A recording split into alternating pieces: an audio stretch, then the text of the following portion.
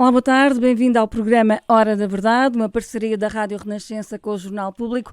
O nosso convidado de hoje é Eduardo Oliveira e Sousa, reeleito em plena pandemia, presidente da Confederação dos Agricultores de Portugal, para mais um mandato de 3 anos até 2022, a quem agradeço ter aceito o nosso convite. A meu lado, Sandra Afonso. A conduzir esta entrevista está também Ana Fernandes, pelo Público. Boa tarde aos dois. Como representante dos agricultores no Conselho Económico e Social, a CAP tem uma palavra a dizer sobre as medidas de apoio à economia. Concorda com o prolongamento do layoff simplificado após julho? Muito bom dia, muito obrigado pelo convite. É sempre um prazer vir à Rádio Renascença e tentar contribuir para enaltecer a importância do setor agrícola na economia do país. E eu começaria por lhe dizer que sim, que a CAP, embora representando o setor que menos utilizou a figura do layoff simplificado, porque o layoff simplificado foi pensado para as empresas que pararam ou que tiveram que parar, que foram impostas o seu encerramento temporário, a agricultura não parou, não para, nem pode parar, porque senão deixa de haver alimento para as pessoas. E a natureza também não para, e os agricultores, na sua relação direta e diária com o ciclo natural da vida, não pode, obviamente, parar. Mas o regime simplificado do layoff é fundamental permanecer para permitir salvar emprego e impedir que as empresas se vejam obrigadas a fechar.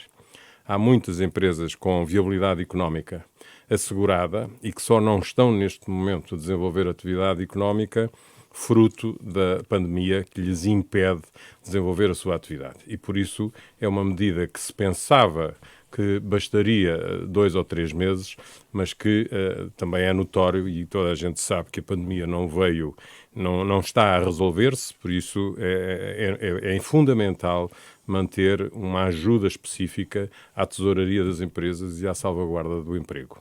Diz que a agricultura não para, nem parou. Qual é que foi o impacto da Covid-19 no setor? O impacto tem vários eixos. Se me perguntar muito especificamente qual é o valor do prejuízo associado à pandemia, não lhe sei responder. Mas há perdas a vários níveis. Em primeiro lugar, por setores.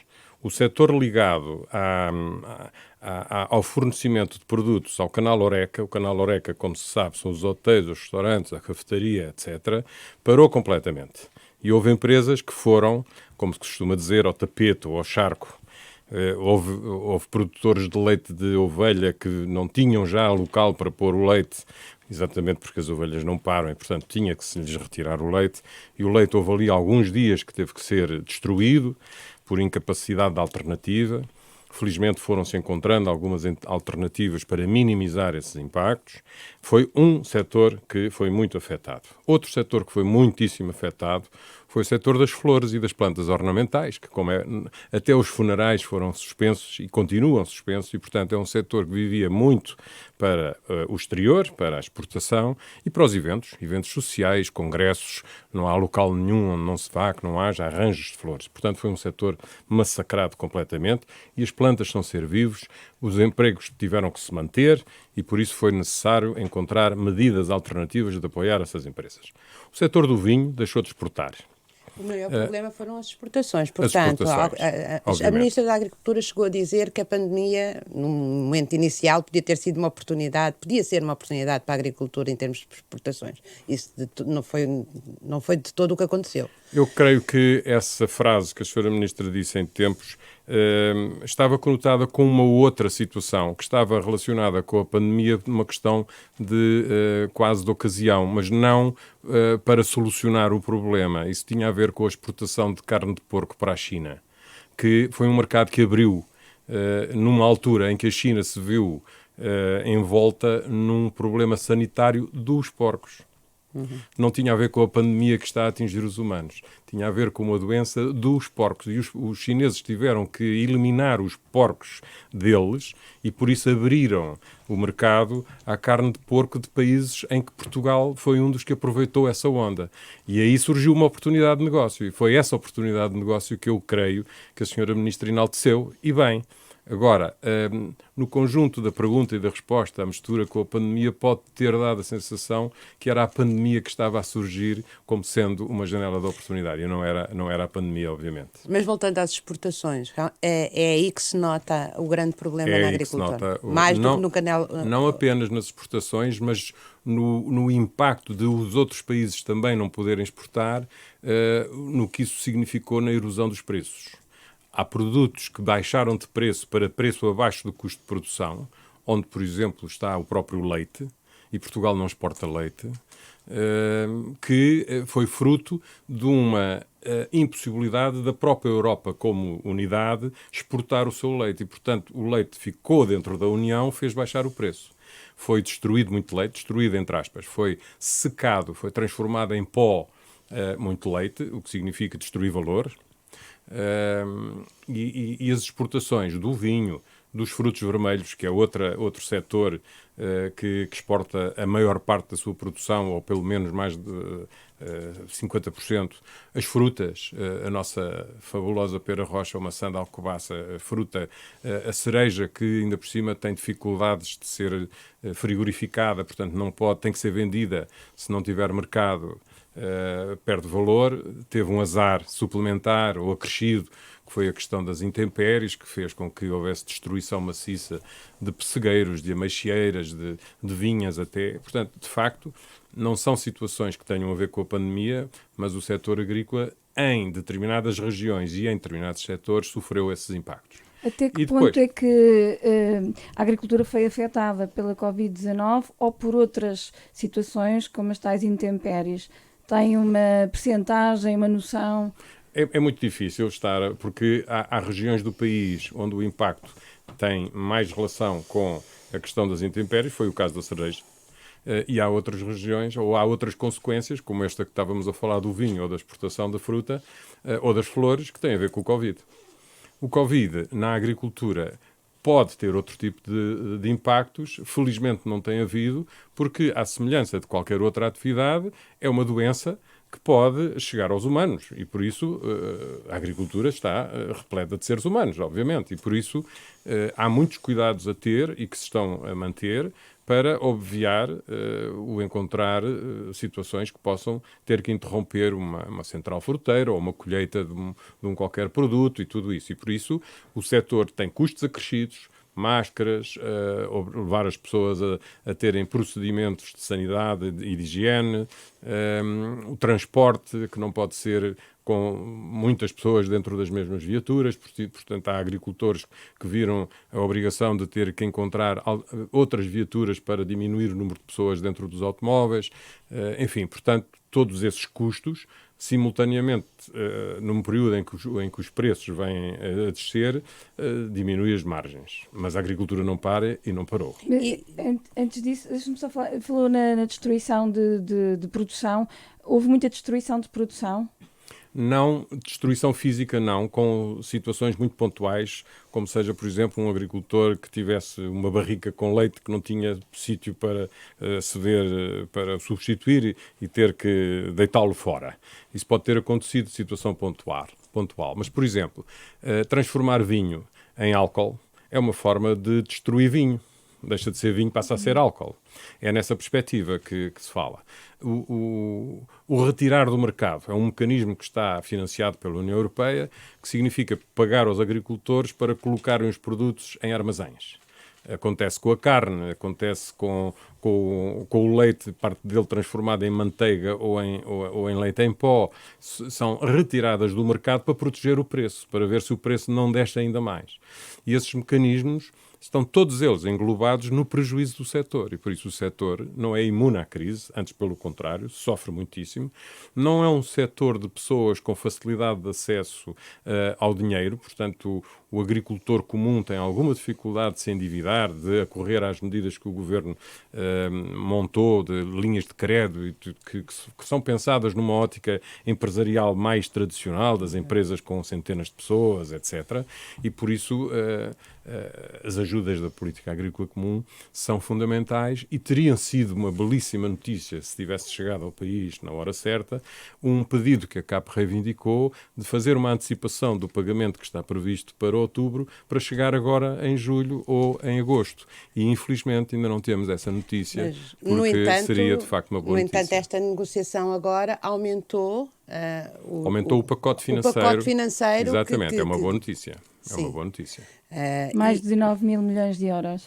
Exatamente, e para o setor agrícola há um reforço do segundo pilar, que é o pilar onde estão as verbas associadas ao investimento e também ao apoio aos jovens agricultores, à inovação, que é um setor que em Portugal tem uma representatividade em termos do conjunto dos dois pilares. É uma linguagem um pouco técnica, mas falando em pilares ou falando em envelopes financeiros, a ideia é a mesma. Há um envelope financeiro para ajudar nas ajudas diretas à produção, aos animais, etc. E há um outro envelope com as ajudas ao investimento, à instalação dos jovens agricultores, à proteção da floresta, ao regadio, essas coisas assim. E houve um reforço nessa componente, que é muito importante em Portugal. Os jovens agricultores é uma das apostas no futuro, nós defendemos isso. Aliás, o crescimento, por exemplo, das exportações ao nível das frutas e dos pequenos frutos está muito associado à dinâmica dos jovens nestes últimos 10 ou 15 anos e os números são muito visíveis. E são políticas que vêm em linha do que tem sido feito. Tendo em conta a pandemia e a atual situação do setor, qual é que deve ser a prioridade destes milhões que vêm agora de Bruxelas? Nós estamos numa fase de coincidência, porque junta-se com a crise estas negociações para o novo ciclo financeiro da União Europeia, portanto, o novo quadro o financeiro plurianual, que se vem juntar com a revisão da política agrícola comum. Portanto, a política agrícola está numa fase de redesenhar o seu modelo. E por isso é fundamental que sejam eleitos as áreas para onde este reforço de verbas deve ser dirigido, para que o país se associe a esta perspectiva de se modernizar e de avançar para uma nova época, associada inclusivamente a esta visão que foi ontem trazida a público e que foi encomendada pelo Governo a uma pessoa de fora, com uma visão empresarial e englobadora das diferentes atividades. E, portanto, a política agrícola comum... O programa de António Costa Silva. Exatamente. Portanto, a agricultura, que tem um pacote financeiro que é dirigido especificamente para ela, tem que se posicionar e tem que negociar em Bruxelas e em Portugal as políticas corretas que permitam potenciar o setor numa perspectiva que eu diria que tem 3 eixos, que é a agricultura, associada à economia, às exportações, o ambiente, para salvaguardar a biodiversidade, e a coesão territorial, com criação de emprego e de valorização do emprego. Nós precisamos de investir na qualificação do trabalho, inclusivamente no trabalho agrícola, cada vez mais. As tecnologias vêm ajudar, vêm permitir avançarmos para uma agricultura moderna, carregada de tecnologia, com valores ambientais assegurados, protegendo os recursos, salvaguardando os recursos, e a agricultura faz uma coisa que mais nenhum setor industrial faz. É que a agricultura consegue produzir alimentos e, simultaneamente, produzir oxigênio, reter o carbono e aumentar a biodiversidade. Esses 3 eixos da agricultura são dela, não são de mais atividade nenhuma. As outras indústrias, as outras atividades económicas têm todas elas uma pegada carbónica positiva, sem terem uma componente de sentido contrário.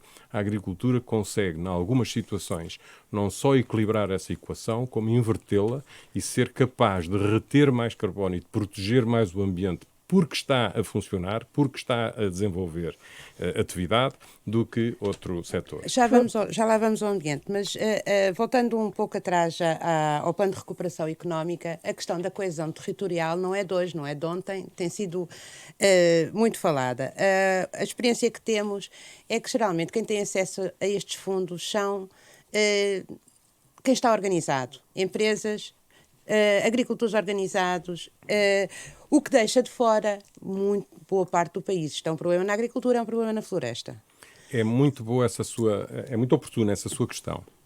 A CAP é o espelho do significado da importância da organização. Um dos setores que o setor agrícola, que dentro da agricultura nós pretendemos que seja melhor desenvolvido, é a questão do associativismo e da profissionalização desse associativismo. Há uma figura nova, que é relativamente recente, no espectro da Associação dos Agricultores, que se chamam os agrupamentos de produtores. São estruturas onde os agricultores se especializam e se unem para ganhar dimensão, para ganharem competitividade, para poderem ganhar competição no exterior, poderem potenciar e representar. Um pequeno agricultor sozinho não consegue frequentar uma feira para vender os seus produtos. Se juntar com o vizinho e com outro, que não precisam de ser vizinhos pegados uns com os outros, podem haver regiões até separadas, que se juntam em estruturas que vão lá fora potenciar os nossos produtos. Isso significa juntar valor, agregar valor e modernizar a agricultura. E por isso a associação e até o próprio pacote financeiro que estivemos a falar pode ajudar e deve, e está previsto que ajude, essas estruturas. Essas estruturas profissionalizantes podem dar trabalho a técnicos, podem qualificar o emprego na agricultura, dar as mãos aos centros de investigação, às universidades. A academia tem cada vez mais uma importância e até uma responsabilidade de se associar ao desenvolvimento da agricultura. É preciso olhar para as universidades. No plano, exatamente, uma série de universidades no interior. Exatamente, e criar competências específicas em função da região onde estão inseridas. Eu dou um exemplo. Se nós quisermos saber de vinha na região, ou de vinho do Porto, mas pronto, vinha em termos globais, temos uma área protegida pela Unesco, que é o Douro, e temos uma universidade no Douro, que é a UTAD. Portanto, quem é que sabe de vinho? Tem que ser a UTAD. Quem é que sabe de cortiça? Tem que ser uma universidade na região do Alentejo, em Évora. Quem é que sabe de fruta? Tem que ser no Oeste. Quem é que sabe de azeites? Tem que ser também outra vez em Trás-os-Montes ou outra vez no Alentejo, uma vez que o Alentejo agora está a transformar-se numa potência mundial em termos de produção de azeite. E isso acontece um pouco por todo o mundo.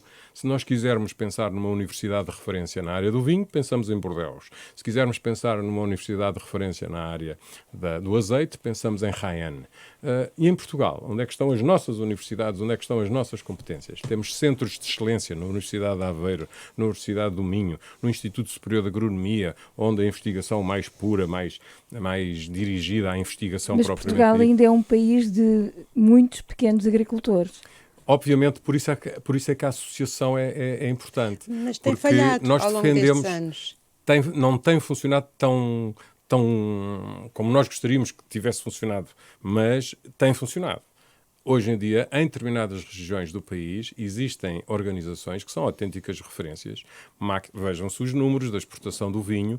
Tudo aquilo é fruto da capacidade empresarial de alguns individuais, mas também da associação. Há muitos pequenos produtores de vinho na região, por exemplo, do Alto Douro, porque o Douro é uma região de muitos pequenos agricultores que estão associados e que conseguem levar o seu vinho. Daí também a importância de uma marca.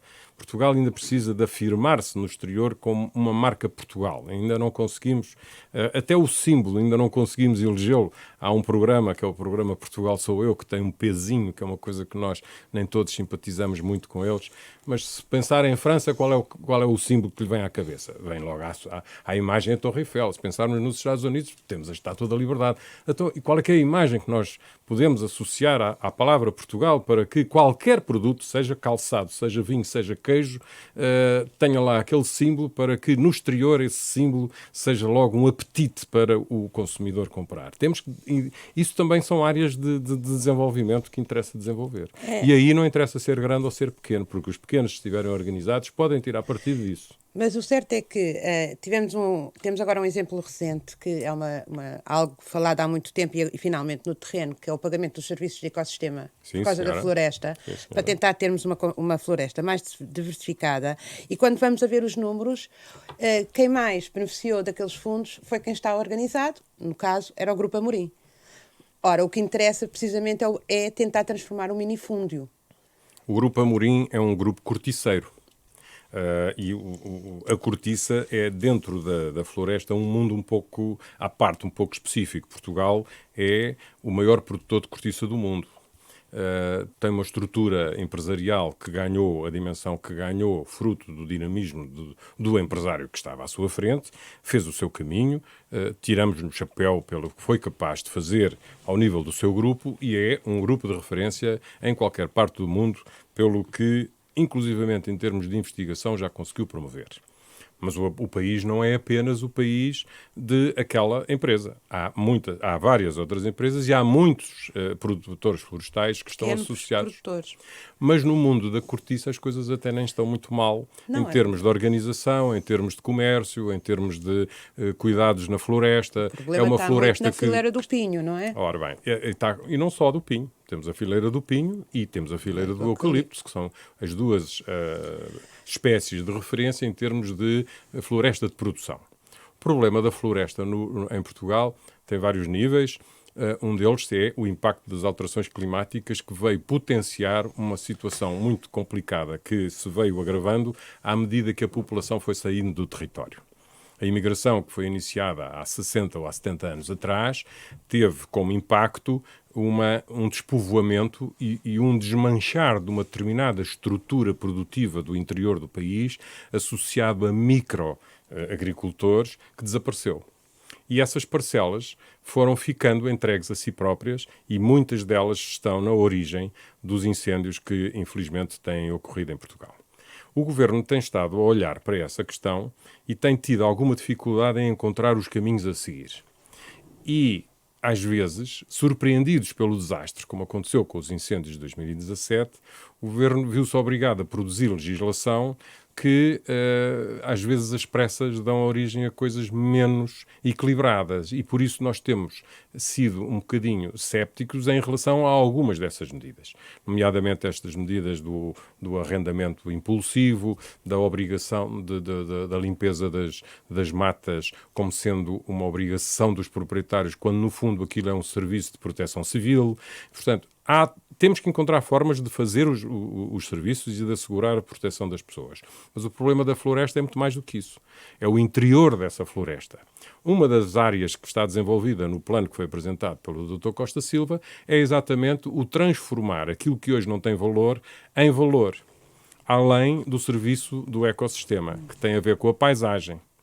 Eu ouvi o Sr. Ministro do Ambiente há relativamente pouco tempo, numa entrevista, creio eu, que aqui também no Rádio Renascença, dizer que o Estado até está preparado para se substituir ao rendimento que dá uma plantação de eucaliptos se o proprietário retirar os eucaliptos e colocar carvalhos. O dito pagamento dos serviços do ecossistema. Não sei se é exatamente a mesma coisa, mas talvez seja. Agora, isso precisa de ser dito com números, isso é um compromisso para a vida, é um compromisso para meia dúzia de anos, de que valores estamos a falar, com que garantias. O que é que isso significa? Isso significa também a intenção de destruir uma determinada fileira florestal que tem lugar, que desenvolveu o país. Eu utilizei uma expressão quando fiz um discurso na presença do Sr. Presidente da República, num conselho que fizemos em novembro passado, em que eu disse: o eucalipto, essa espécie maldita que tanta riqueza trouxe ao país. É contra a destruição total do eucalipto? Eu sou completamente contra a destruição total do eucalipto. O eucalipto tem o seu lugar. Porquê? Porque é uma planta que é cultivada, é ordenada, está associada a uma indústria, cria emprego, fixa populações.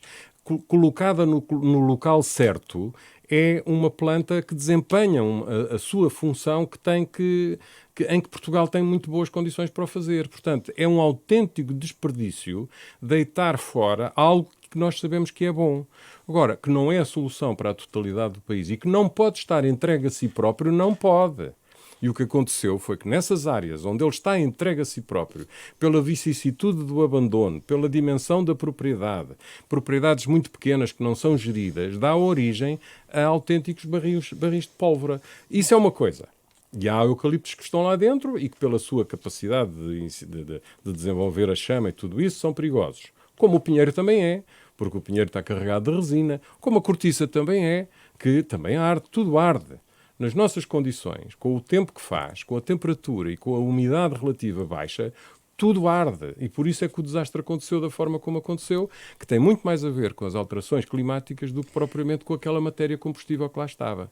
Ora, agora começam a surgir alternativas que têm que ser valorizadas para potenciar a solução. Transformar os detritos florestais numa matéria que dê origem à energia, como é dito no programa, tem que ser estudado, tem que ser quantificado e tem que se lhe encontrar o justo valor. O problema da floresta portuguesa está no fraco valor, e aqui a indústria também tem uma palavra a dizer, tem que valorizar convenientemente os produtos florestais para interessar os proprietários a cuidarem do seu património. Porque os proprietários que não cuidam porque não têm retorno. Se tiverem retorno, eles cuidam. No plano de recuperação económica, na realidade, tenta perspectivar um mundo pós-Covid. Como é que será a agricultura pós-Covid? A questão, neste momento, está muito assente na sustentabilidade. No entanto, a agricultura tem tido alguns confrontos desse ponto de vista. A agricultura intensiva, tanto em volta do Alqueva como no perímetro de rega do Mira, tem gerado críticas, problemas, tanto a nível ambiental como a nível social. Como é que será daqui para a frente? Está-me a fazer uma pergunta que tem que ter várias respostas e eu espero ter capacidade de síntese para poder responder às questões todas sem deixar de fora mensagens muito claras. Começando pela primeira, que me disse como é que vai ser a agricultura do futuro, eu creio que a agricultura tem que apontar na sustentabilidade de 4 eixos. Nós precisamos de aumentar a nossa produtividade, até por questões demográficas e de independência, ou de diminuir a dependência do exterior. Portanto, mais produtividade, mais valor acrescentado. É a única forma de criar riqueza que fique no setor e que fique no país. Precisamos de mais emprego qualificado, investir na qualificação dos jovens e dos agricultores propriamente ditos, para que consigam retirar valor do avanço da tecnologia e fazer isto construindo melhor ambiente e melhor utilização dos recursos. Ora, nesta melhor utilização dos recursos, cabe a resposta à sua segunda questão. Falou em 2 casos concretos, o Mira e o Alqueva. Eu vou começar pelo Mira. A barragem que armazena a água que abastece a região do Mira é uma extraordinária barragem feita nos anos 60, 70, que potenciou o desenvolvimento económico de toda aquela região. Nunca trabalhou a 100%. Uma pequena área da área que estava prevista ser beneficiada pela barragem foi, entretanto, desenvolvida com 2 ou 3 culturas ou modelos de cultura, onde estão os frutos vermelhos, a relva para os campos de futebol e as hortícolas. Estas 3 componentes, umas mais intensas do que outras, projetaram no mundo o país e a região do Odmira. Porquê? Porque há ali uma coisa que se chama a Serra de Grândola. Há ali um complexo montanhoso, relativamente baixo, mas é um complexo montanhoso, que serve de barreira aos ares secos que vêm do interior do Alentejo e que encontram, naquele local que está relativamente próximo do mar, condições extraordinárias de desenvolvimento das culturas que, associadas à qualidade da nossa luz, fazem com que os produtos que sejam produzidos ali, com a qualidade da água que vem da barragem de Santa Clara, com a qualidade dos solos que estão ali, com a tecnologia que é utilizada, com a qualidade da luz, como eu já disse, e com a relação de temperatura, os produtos são considerados dos melhores do mundo. Nós não podemos olhar para trás para esta situação.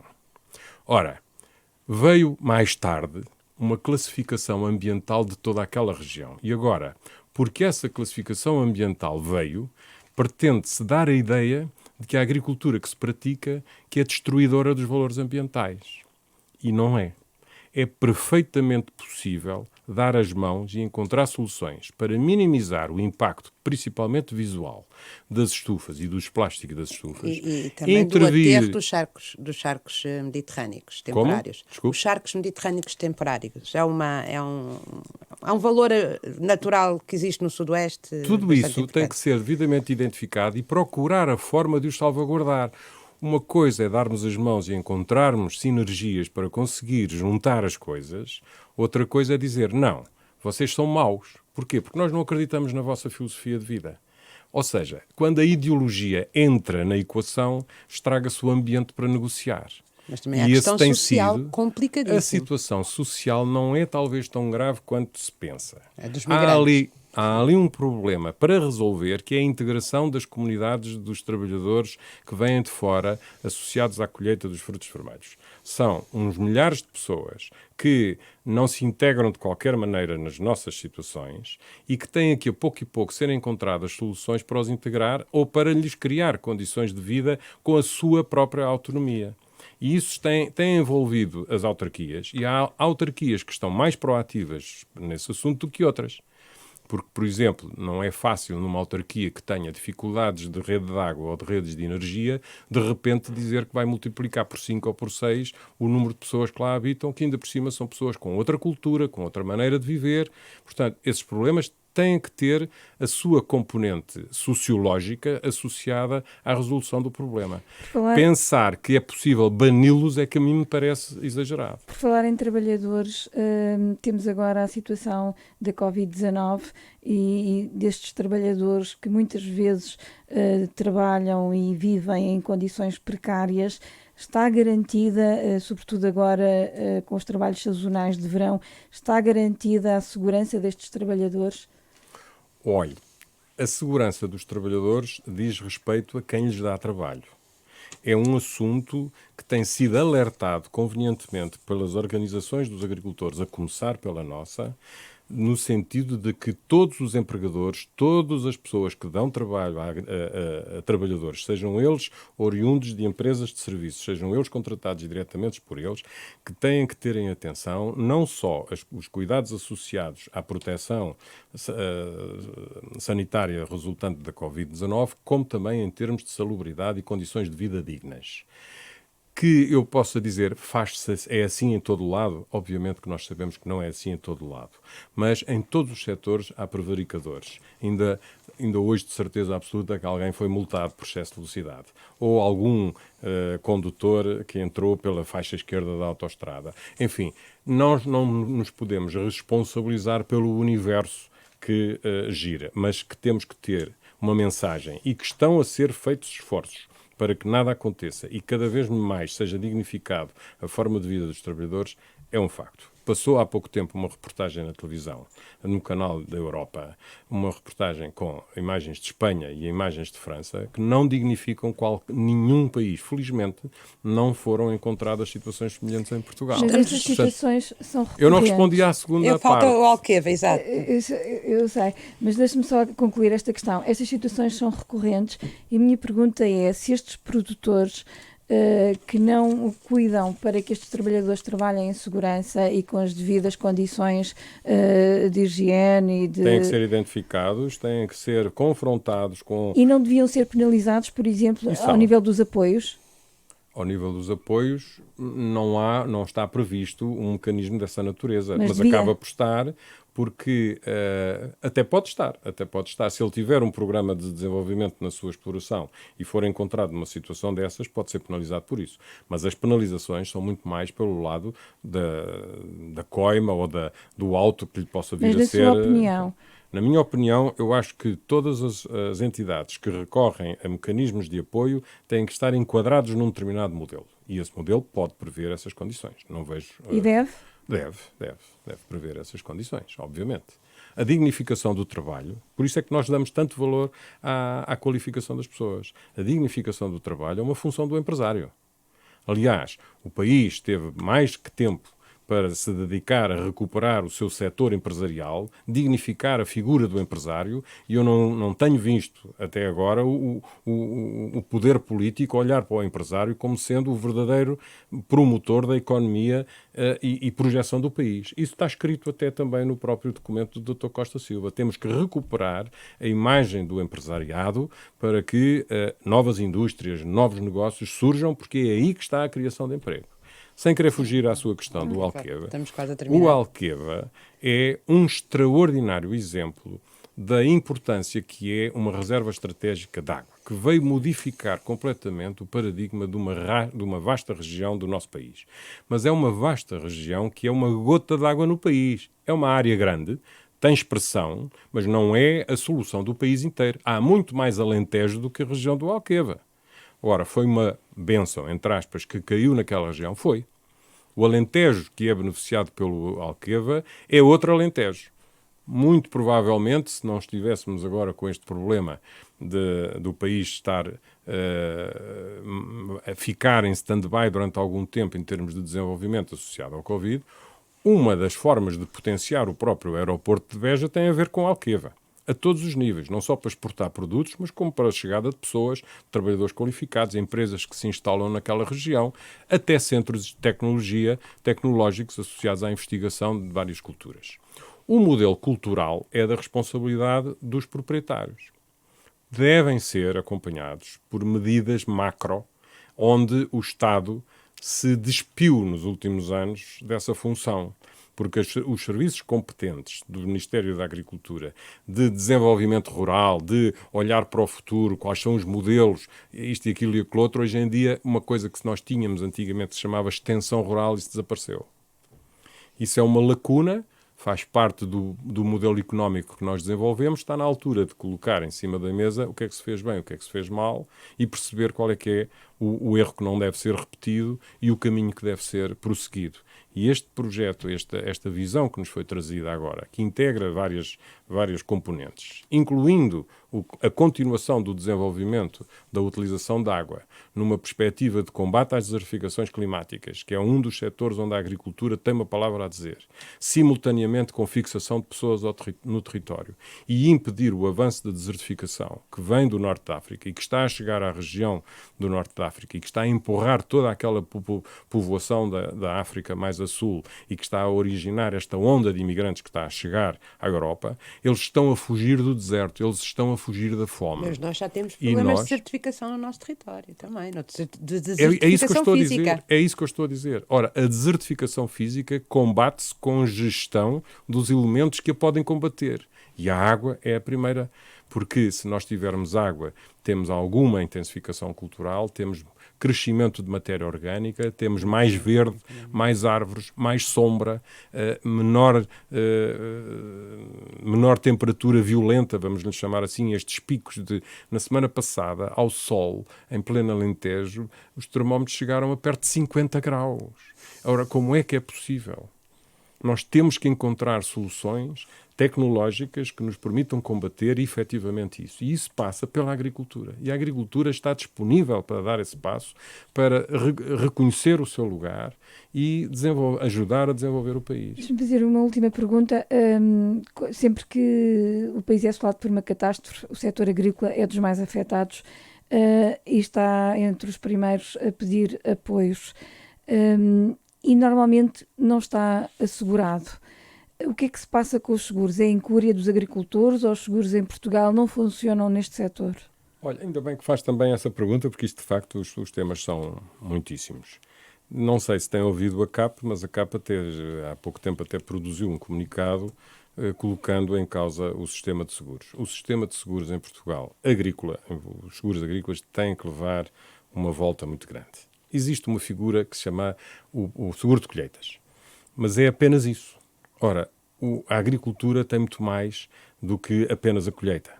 Mas o seguro de colheitas devia de ser tendencialmente obrigatório. Nós temos que caminhar para um modelo em que desapareça da equação aquilo que a senhora acabou agora de dizer, que é, há uma chuva um pouco mais intensa e o agricultor estende a mão e precisa de ser ajudado. Não, ele tem que ter as ferramentas que sirvam o seu modelo de exploração. Ele pode ter um conjunto de seguros que queira desenvolver na sua exploração que inclui a colheita. Isso não existe. Inclusivamente, por exemplo, há outras geografias do mundo, na América até o seguro de rendimento é possível obter. Mas em Espanha, onde numa determinada região há 50% dos agricultores que fazem o seguro de colheita para aquela cultura naquela região, os outros 50% são obrigatoriamente chamados a terem que fazer o seguro também. O que significa que se tiverem um acidente meteorológico estão todos segurados. E é isto que tem que acontecer. Ora, como o setor agrícola vive com margens muito pequenas e principalmente naquilo que falámos há pouco, nos agricultores de menor capacidade empresarial, muito pequenos, com pouco dinheiro, veem no seguro um custo, apenas um custo. E aquela ideia de que pode ser que eu tenha sorte e que escape. com o agravar das condições climáticas, com o agravar da margem e com a necessidade de meter mais dinheiro nas culturas, porque as culturas são cada vez mais caras, o risco é maior. E por isso, o instrumento seguro tem que estar associado aos fatores de produção.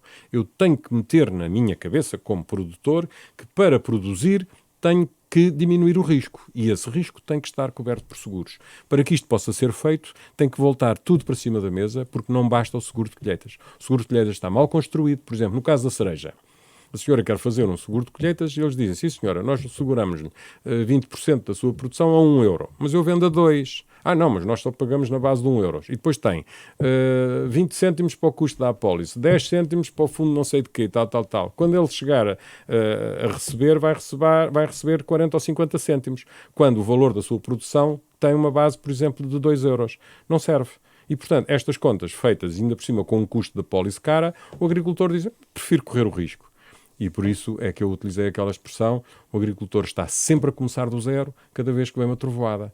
Mas como é agricultor, como é resiliente, como está associado à terra, gosta da sua propriedade, gosta do campo, ele não se vai embora, mas nunca consegue levantar a cabeça e dizer que eu sou um empresário, eu contribuo para a riqueza do país. E isso tem que mudar, é a nossa função também, com a tecnologia que está ao nosso alcance e com o saber que hoje temos, de mudar isso e de ter coragem política, sabedoria política. Os governantes têm que olhar para a agricultura como uma área muito importante. A agricultura exporta mais do que 2 outros grandes setores da economia portuguesa, juntos, que são uma referência, sempre que se fala. A projeção que nós temos internacionalmente do calçado e dos têxteis. A agricultura sozinha exporta mais do que eles em conjunto. Exporta mais do que a TAP. Só se fala na TAP, no valor da TAP. A agricultura exporta mais do que a TAP e não teve que se endividar para ir comprar aviões. E por aí fora. Portanto, a agricultura tem que estar no radar dos políticos, no radar do Parlamento. É um setor fundamental da economia. Muito obrigada. Foi o Hora da Verdade desta semana. O programa volta na próxima semana. Boa tarde. Muito obrigado.